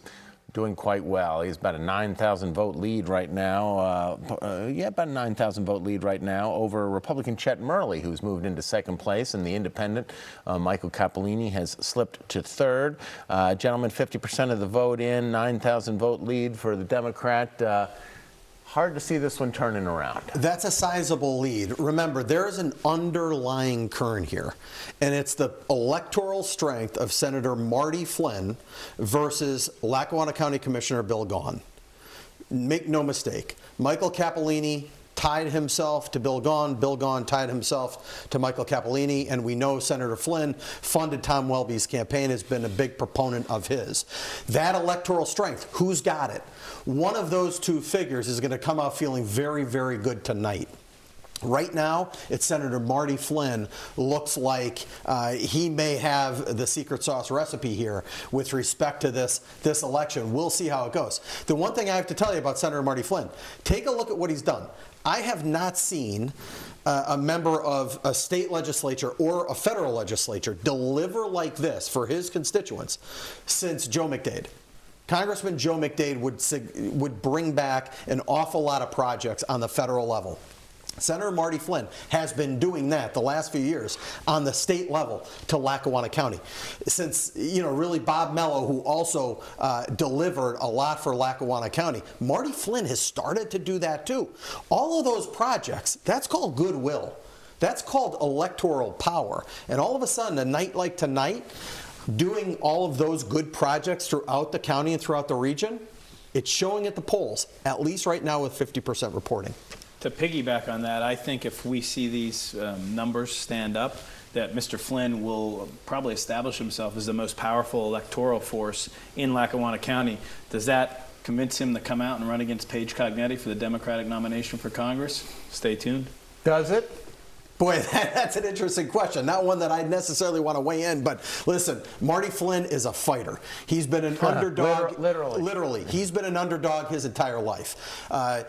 Lackawanna County, northeastern Pennsylvania, they like the underdog. They like somebody who's going to go out and work super hard for them, take off, and just really work hard on their behalf. And a candidate like that, what I would consider a bulldog candidate like that, that'd be somebody very difficult to beat in that congressional primary race, because he does have that strength and just that grit about him that people in Lackawanna County, northeastern Pennsylvania, just like. Should he choose to run his local roots, his past here, against Paige, who moved here from New York City, D.C., and Portland, I would put my money on the senator. I think Marty Flynn would be very difficult to beat in a Democratic primary for Congress. Well, this is something that's going to be interesting, gentlemen. We all have an appointment back here in the spring. Just remember what we're all talking about now. Let's take a quick break here on WNEP2 and WNEP Plus. It's 21 minutes past 9 o'clock. We have our first winners. The retention efforts for the Supreme Court justices have all been successful. We expect we'll have more winners here in the next couple of minutes. And our special coverage continues till 10 o'clock. Then we go right into Newswatch 16 at 10, right here on WNEP2 and WNEP Plus. And the coverage just continues right from there. So stay tuned. We'll be right back.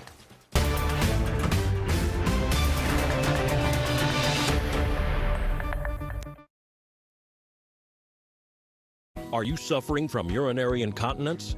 Most solutions to incontinence fall short. Men's Liberty is the answer for incontinence.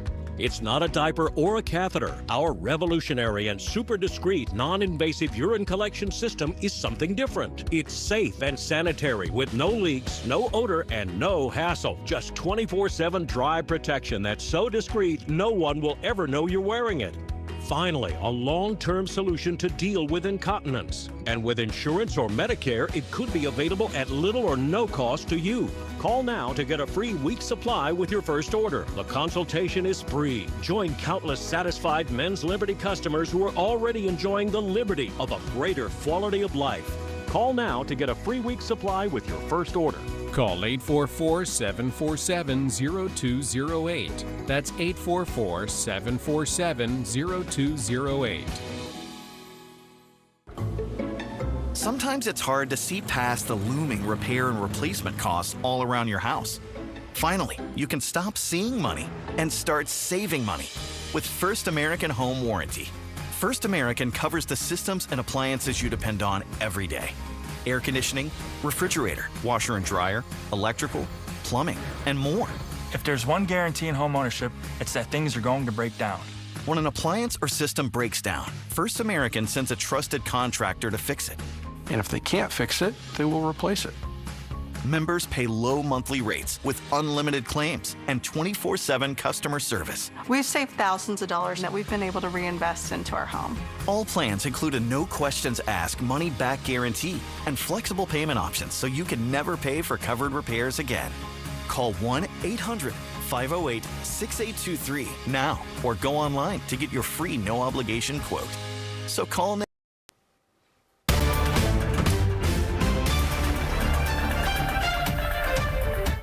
24 minutes after 9 o'clock here in our special live election night coverage on WNEP2 and WNEP+. Scott Schaefer, Stacey Lang, Corey O'Brien, and Jim Bognett. We've been with you since 8 o'clock. We're going to continue with you here on WNEP2 and WNEP+ until 10:30, right through Newswatch 16 at 10, and then we'll hop over for Newswatch 16 at 11 on NEP. At 11 o'clock. Let's look at the numbers as they stand right now. Start statewide. There is one open seat for Pennsylvania Superior Court. The Democrat is Brandon Newman, the former state representative, and as you can see, has a significant lead over the Republican Maria Batista with a fair amount, 33% of the vote in. To Commonwealth Court now, again, one open seat, and it's Stella Sy from Philadelphia, the Democrat, with roughly the same margin over the Republican Matthew Wolford. Then we get to the retention votes. These have all been called, 31% of the vote in, and all three Supreme Court justices have been retained, and with general ease as well. Christine Donahue, Kevin Doherty, David Wecht, all getting significant numbers of voters in support. So the concerted effort to oust the Supreme Court justices did not succeed. Democrats also leading in the race for Superior Court and for Commonwealth Court. But as we get into the local races, that's a judge in Columbia and Montour counties. This is a race we've been following very closely tonight. David James is the Democratic nominee, Anthony McDonald the Republican nominee, and the appointed incumbent. And this race has gotten quite tight. Here we go, gentlemen. A tight race tonight out in Columbia and Montour counties for the judge seat. Just a couple hundred votes separating the two candidates as James makes a run here at McDonald late. Are we seeing here just a strong Democratic turnout into some traditional red counties, gentlemen? I think that's exactly what we're seeing. And I will say nationally, they just called the New Jersey governor's race for the Democrats, so that now means Virginia and New Jersey. I think we're seeing a strong night for Democrats. Haven't called New York City yet. He's at 50% with about 60% of the vote. Yeah, they're going to. Yeah, I mean, I think Democrats right now, look, it's still early, and we know this better than any, that these races have a way of changing over time, and a lot of Republican votes come in a little bit later, so we could be looking at other numbers, so we don't want to get too far out ahead of ourselves, ahead of our skis right now. But if the numbers do hold, and they're continuing to hold, you have to think that Democrats have more successfully motivated their base, and I think it's on the ICE issue. I really think it's on immigration. I don't think it's been a good look, and I think Democrats have used that rightly or wrongly, to motivate their base to have a check and balance on executive power with respect to immigration laws. I think that's what they've been pushing. Again, you're motivated by fear or greed. In this situation, I think it's utter fear and concern over chaos, and that message has been resonating with Democratic voters. What the Republicans are going to have to figure out in this congressional cycle coming up is whether or not they can rebound from it. Because typically the president loses seats in that first off-year election, right? So we would expect that to some degree. But everything's tight. Margins are tight. So Republicans are going to have to retool a little bit of messaging. I think be a little bit softer. I think the visuals, the images coming out aren't positive for Republicans. They're going to have to figure that out. And Democrats are going to have to come up with an agenda. Right? You can only fear for so long. And if there is a change in that, and then that issue is taken off the table, you got to find something else. Democratic Party needs leadership right now, and they need a vision because they lack both.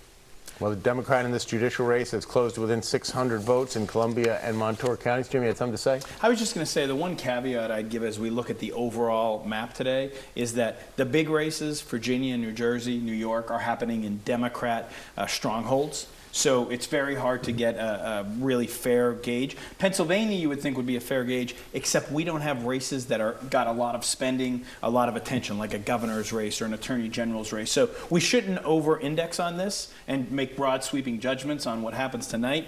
But I do think that we're seeing some outperformance among Democrat turnout. And on these kind of races, these are really like base races, right? I mean, who's coming out for judicial races? Not a lot of people typically. If Democrats are overperforming here, then I think we can start looking at bellwethers here, and we can start thinking about it. I'm telling you right now that everybody in politics come tomorrow morning is looking at Pennsylvania and looking at the outcome and making decisions based on their races next year, based on what's happening here this year. I guarantee it. It'll be happening on K Street. It'll be happening on every legislative affairs shop in Washington, D.C. first thing in the morning, maybe later tonight. Our crew with the Cognetti campaign in Scranton says we are now waiting for the mayor to speak to her supporters. That should happen shortly. Let's move on to the judicial race in Luzerne County. One open seat, Buffalino and Mosca. This has been Buffalino's race throughout the evening. He continues to have a strong lead over Tom Mosca. 32% of the vote is in here, and Buffalino with a lead of about 10,000, not quite 10,000 votes, but again, a strong lead. That's in Luzerne County, which would raise an eyebrow or two. In Monroe County, two seats are open on the judiciary. The top two vote getters will claim those seats, and the Democrats have been leading this race throughout the evening as well. We are now up to, well, it just says early voting. Yeah, I don't have a percentage of how much voting is in right now, but you see the numbers show that the discrepancy between second and third place is several thousand votes at this point in Monroe County. Again, the top two vote getters there win the race. Then we have a number of retention votes. We don't need to get into all of those. In Lackawanna County, it appears all the Democrats seem to be winning. And why don't we put up the numbers from the mayor of Scranton right now? We talked about Andy Jarbola, the judge in Lackawanna County, seems to be cruising to his retention vote, the former DA. Let's talk about the mayor of Scranton. That's race number 100. 42% of the vote is in right now. And Paige Cognetti is at 58% over Gene Barrett. Thoughts, Corey O'Brien? I mean, this would be a way, underperformance for sure. 58% would make some people in Washington nervous about our candidacy. Certainly some fundraisers would be very nervous about our candidacy. I'm sure that their campaign has been thinking in the 70s with respect to this race. If she falls below 60, there's a lot of concern in Washington as to whether or not she is the candidate and the right candidate to run against Rod Bresnahan next year. I think this is the starting pistol for the Marty Flynn, Paige Cognetti Democratic primary for Congress. You're willing it to be so right here tonight. I wonder if Senator Flynn is watching. I wonder if Mayor Cognetti is watching. We're going to hear from the mayor shortly. Her campaign is at Posh in downtown Scranton. And again, we're expecting her to take the podium very shortly, and as Jim Bognett said, it'll be very interesting to see what she has to say tonight. Could I expand on that? If you hear her say the name President Trump in the first two paragraphs of her speech, it is a kickoff of her congressional campaign. Well, and typically, Paige Cognetti gives a speech that's more presidential than anything else. She typically gives an address as if it's a State of the Union address when she accepts a nomination or when she wins. So I would not be surprised at all if she's not trying to tie in the national economics and all this stuff. That's just the way that she's done it. And I'm just not sure that that level of polish is really what northeastern Pennsylvania is looking for. That's why Senator Marty Flynn, I think, in terms of from a candidate standpoint, has a much better profile against a Rob Bresnahan than she does. I think she'll be very scripted tonight. She'll have some cool kind of terms and phrases, and she'll craft it well together, and it'll be well scripted. It will guarantee to be a national speech, like a presidential speech, a State of the Union speech. I'm not so sure if she sticks below 60%. I think a lot of people are nervous with respect to whether she can win in a big race against a significant, member of Congress right now who may have Donald Trump, not only his endorsement, but him in here campaigning. I just don't know if she can hold up in that type of race. Marty Flynn, he's going to take the gloves off, and he's going to be a fighter for people. So I'd be interested in that kind of primary. I think it's good for the party to have an aggressive primary and have the best candidate come out of that primary. I'm not a fan of these primaries where just one person just floats through and has nobody challenging them, because they're not getting better. They're not improving. They're not fine-tuning their message. So I think it's healthy. I hope that there is a Democratic primary and that the best candidate wins that primary to face somebody who will be a formidable foe for the Democrats in Rob Bresnahan. I will say that I ran in a 6-way primary, my first race for Congress. I was a much better candidate at the end of that primary than at the beginning, because I went up against 5 other people who were fighting hard for that job. And I do believe that you become a better candidate by running in a primary. You see that all the time in presidential primaries. I worked in the 2007 and 2008 presidential election. The candidates are always better at the end. Barack Obama, who went on to serve 2 terms as president, was so much more polished and better as a candidate then. And even President Trump, I think we saw, he ran against 16 other people in 2016. Much better candidate at the end than the beginning, so it'll be really interesting to see what happens there. Who are the candidates against you in the primary? Teddy Daniels, Mike Marsicano, Earl Granville, Harry Haas, and Mike Camisa of Hazleton. How about that? Outstanding. Boy, those are some names. I would not have come up with any one of the 3, but any one of the 5. But when you mentioned them all, I'm like, yes, yes, and yes. When you live through it, you remember it. All right. Again, we're waiting for Mayor Paige Cognetti in Scranton. She's at Posh, and she's going to be talking to her supporters shortly. Why don't we take a break at 9:35? That's a good time to do that as we wait for more of our winners to pop up here. You're watching live election night coverage on WNEP2 and WNEP Plus, and we will be right back.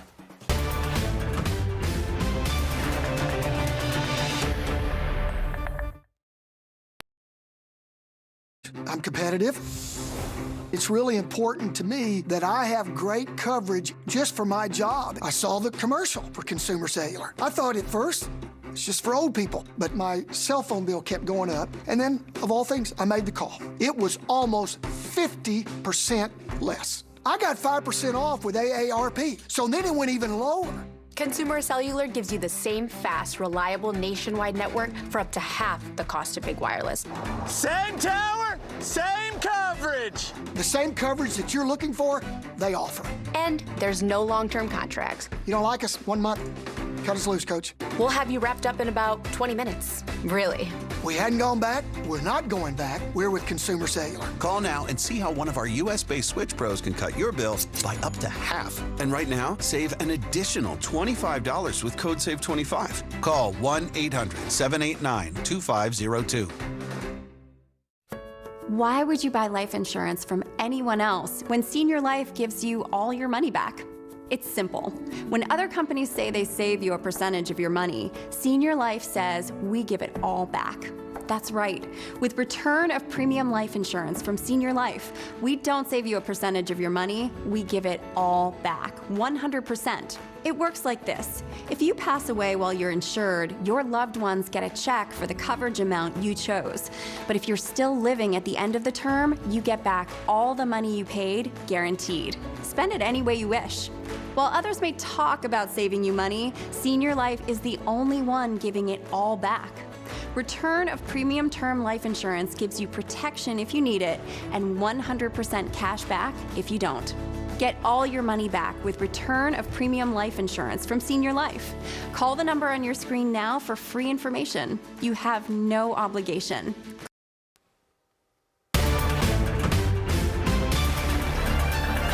Just about 22 minutes before 10 o'clock here, our election night coverage continues right through Newswatch 16 at 10 here on WNEP2 and WNEP+.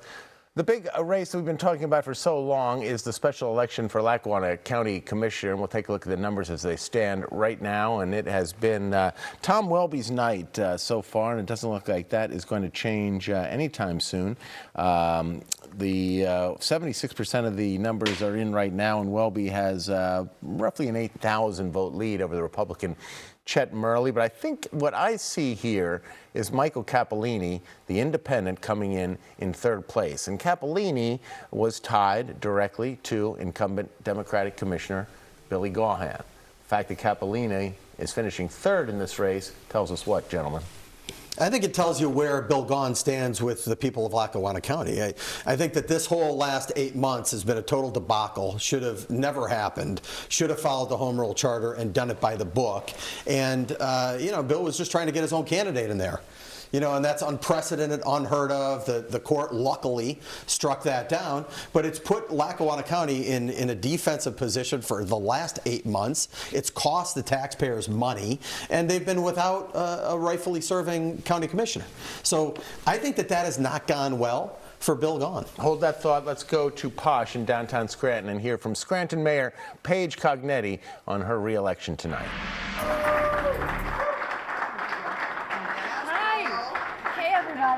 Hey, how you doing, everybody? Hey, out there in the back. Oh my gosh, I am sorry. My voice is just a little bit sore today. We've been talking to a lot of people that came out and showed again today that people like it when Scranton runs well. Yeah. People like it when government works. They like it when you stand up and do things differently. I stood here 6 years ago. My now almost 6-year-old was still in my belly when we first won our first campaign. It is an honor every single moment to be mayor of Scranton, but tonight it is especially overwhelming to have earned and kept your trust for 6 years to go on to this next phase where we will continue to make Scranton the city that it always should have been and now is.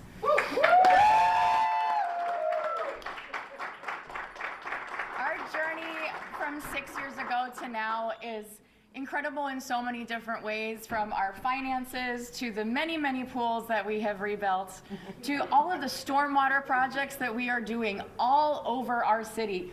It's hard to get around sometimes right now because there's so much paving, so many stormwater projects, there's all this infrastructure happening, but I know that we appreciate it because it's long overdue. The reason that we're able to do that is because we have built a government that works with people that we hire on merit because they're good at their jobs and they want to be public servants. Yes. Our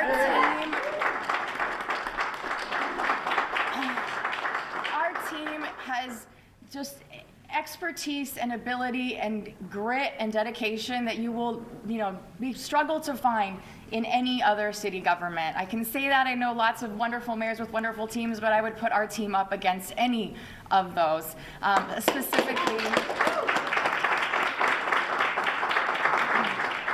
Specifically, our business administrator, Eileen Cipriani, our solicitor, Jessica Eskra. Team of solicitors are incredible.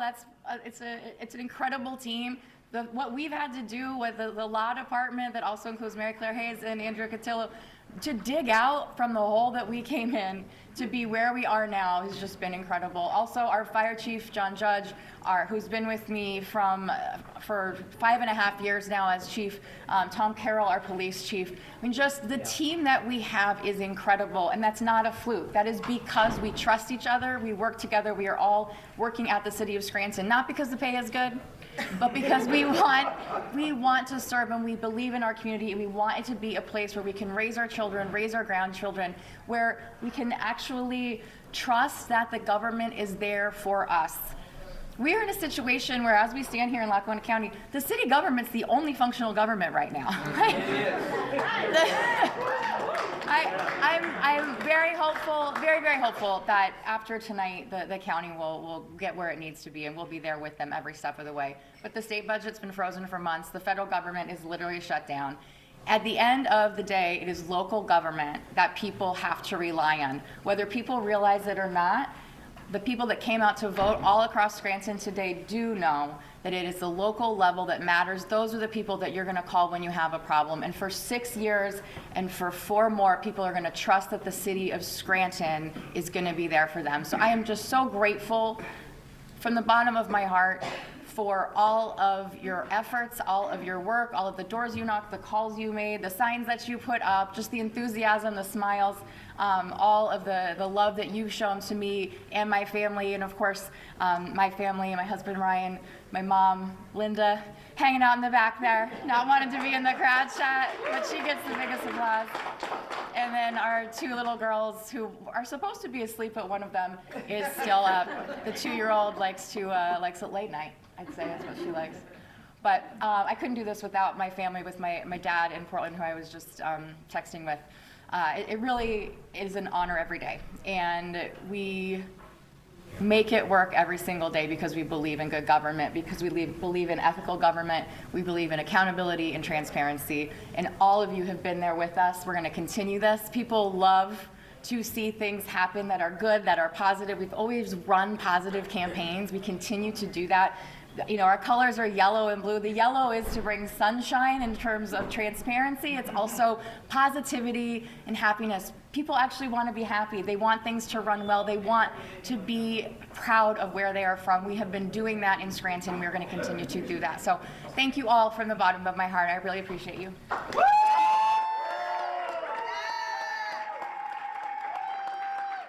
Democrat Paige Cognetti reelected tonight to another term as mayor of Scranton. Gentlemen, thoughts on her acceptance speech and where we stand right now? Again, her numbers are not necessarily as high as we thought they would be. Mayor of Scranton, I have it here, 79%. She's at 57% of the vote. I thought that was a very interesting speech because it was such a beautiful praise of local government, and yet she's trying to run away after the first year of her term to go to Washington, D.C. So she just said Scranton's going to be in great shape for 4 more years, but if she is successful in her quest to be a congresswoman, she would only be there another year. I also thought, in light of that, it was interesting that she never mentioned President Trump, so she clearly didn't do what I thought she would do and use it as a kickoff to a congressional campaign. So I thought that was very interesting, and I'd like to see what she says tomorrow, if she turns the page or if she sticks with that. Turns the page. Well played. Yeah, I thought it was a little bit of a missed opportunity. There was no prepared remarks. She spoke off the cuff.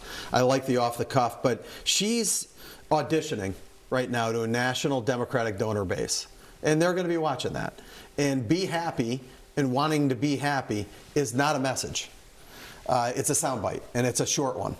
And I don't know how much that resonates. So I'm not so sure she got done tonight where she had the stage. She had WNEP carrying this, right, live, the entire address. And there wasn't much there. There wasn't much there.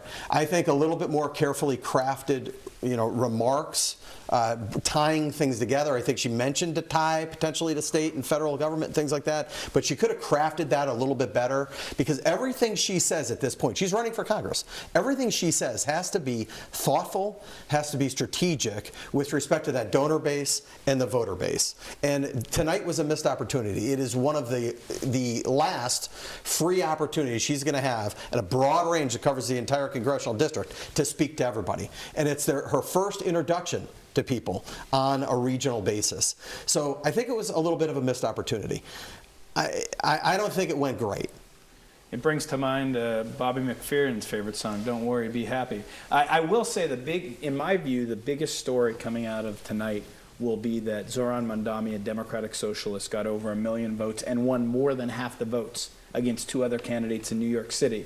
And I think what's going to be interesting going into next year is people like Page, who I identify more as a young, progressive, more of a Mondani type, are going to be asked, do they stand with Zoran Mandami and his views, or do they stand more with Joe Biden and Josh Shapiro and their views? And that's the cleavage that runs through the heart of the Democratic Party. And it'll be interesting to me to see how Page manages that as she begins her political campaign. Well, and managing that's not going to be easy because no one has been more tied at the local level to Joe Biden than Paige Cognetti. Nobody.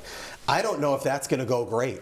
I'm just not so sure. I mean, if I'm Rob Bresnahan, I'm running ads constantly, just tying the two, having the two together, and then showing Joe Biden falling asleep. I mean, I don't think that really goes for somebody who spent a lot of time and all these kind of things with Joe Biden and try to wrap herself around him all the time. I'm not so sure that works great.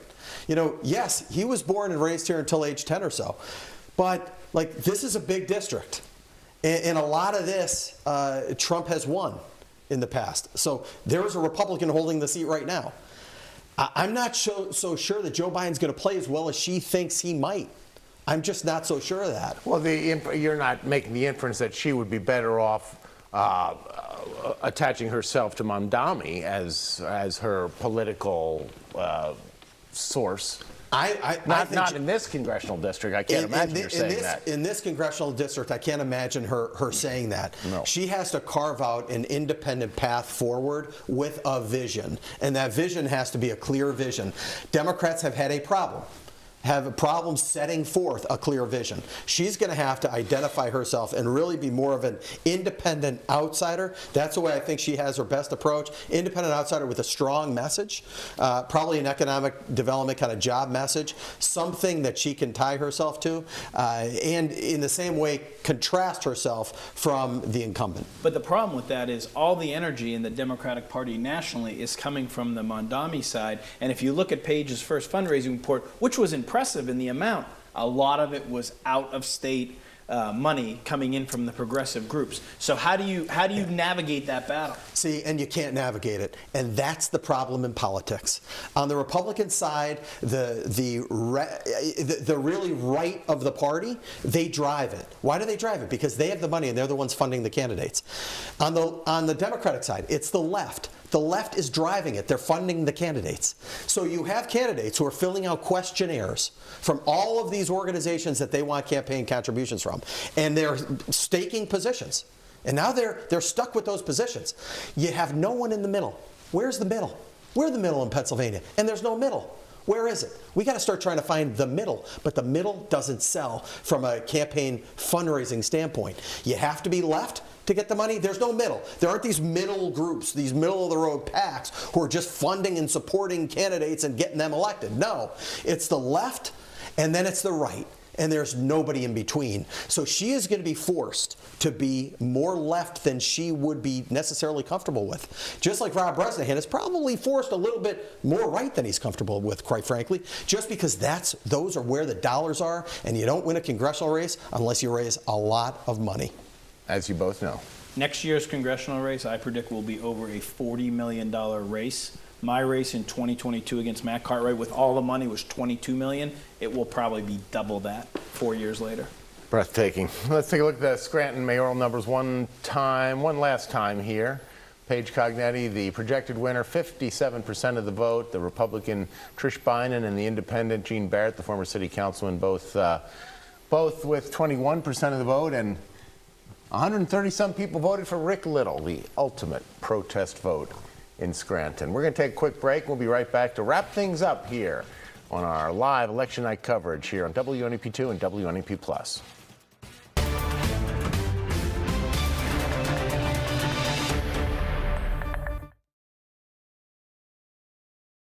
Buy life insurance from anyone else when Senior Life gives you all your money back.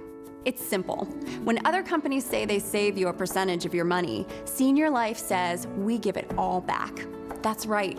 With Return of Premium Life Insurance from Senior Life, we don't save you a percentage of your money, we give it all back, 100%. It works like this. If you pass away while you're insured, your loved ones get a check for the coverage amount you chose. But if you're still living at the end of the term, you get back all the money you paid, guaranteed. Spend it any way you wish.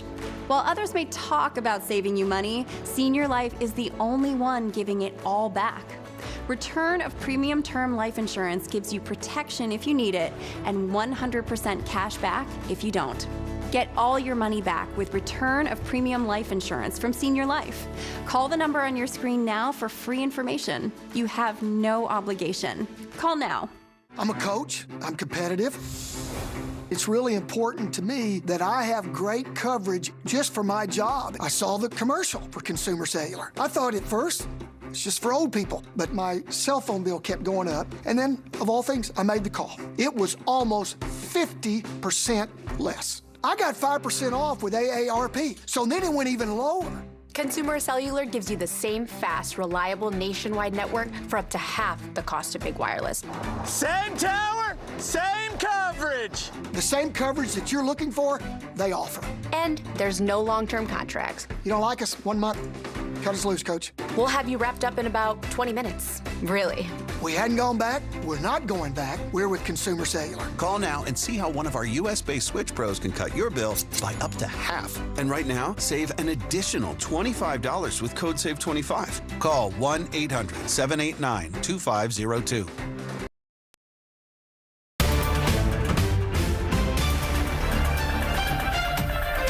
We are wrapping up our live election night coverage here on WNEP2 and WNEP Plus, but go nowhere because we're going to move right on into Newswatch 16 at 10. We'll have much more election night coverage coming up as it becomes available. Newswatch 16 Stacey Lang has been watching the statewide results all night, and she joins us again from the big board. Yeah, Scott, we're going to take a quick round around the judicial races that we've been following all night long. The retention votes have been called. We'll get to those in a second. We're going to start with the open seats for Superior Court and Commonwealth Court. And I feel like we should establish those are the two appellate level courts in Pennsylvania. Superior Court handles mostly criminal appeals. Commonwealth Court handles appeals that have to do with the government. We saw that in action in Lackawanna County during the fight over the 3rd commissioner seat. So Superior Court Judge Brandon Newman with the commanding lead, and we're seeing the blue and red on the map here in expected areas. The blue and red counties that we tend to see, nothing really surprising there. He has 58% of the vote. Commonwealth Court Judge, we have Stella Tsai, who's from the Philadelphia area, with almost 59% of the vote over Matt Walford. And now let's run really quickly through those retention votes. We have 3 Supreme Court justices up for retention, starting with Christine Donahue. We've now seen this become a little closer all night long. We are saying just around 80% for yes. We are calling it now with 63.5% of the vote for Donahue. Doherty, 63.4% of the vote. And David Wecht, 63.3% of the vote. There's also 2 retention votes, one for Superior Court. Judge Dubow with 63.8%. And Judge Wojcik with 64%. So they're all falling just within very close percentages there, which is unsurprising. We've been talking all night about how that was going to be a difficult vote to flip, but all of those judges, all 5 of those judges will now be retained. Yes, and you look at those map and the retentions, if you win the entire eastern side of the state and most of the western side of the state, you're not going to get beat. We have about a minute and a half to go. Gentlemen, final thoughts. We'll go alphabetically. Jim Bognett. I think in Pennsylvania, you see the effects of local races and the different local flavors. I think nationally, it's very interesting to look at the margins. And I just can't wait to read the follow-up on the Mondami race tomorrow. This is really unprecedented to have a Democratic Socialist elected, and I think it's going to affect our politics for the next year in a very profound way. Tonight's a good night for Democrats, make no mistake. Democrats did very well tonight. Going into the next election cycle here, it's going to be very important that Democrats now develop messaging that can win. They need a vision, they need a message, they need leadership, and we need to be setting forth the people who can win and get that job done. So Democratic work is not